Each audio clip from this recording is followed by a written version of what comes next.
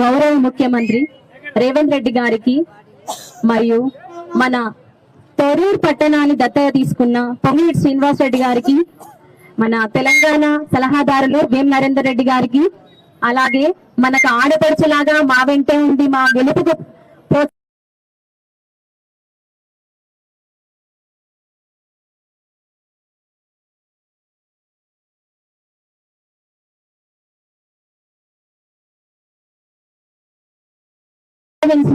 MP Kadiyam Kavya గారికి, మన dynamic నూతనంగా శ్రవణ్ గారికి, అలాగే ముఖ్యంగా ఈ గెలుపుకు కారకులైన మన తొర్రూరు పట్టణ ప్రజలందరికీ మరియు నన్ను గెలిపించిన నా 14వ వార్డు పెద్దలందరికీ పేరు పేరున కృతజ్ఞతలు తెలియజేసుకుంటున్నాను. మీకు ఇచ్చిన మాట ప్రకారం మేము ఇక్కడ నిల్చున్నాము. మాకు మేడం గారు మమ్మల్ని నమ్మి ఇక్కడ నిల్చోబెట్టారు, మమ్మల్ని గెలిపించి మీ ముందుకు తీసుకొచ్చారు.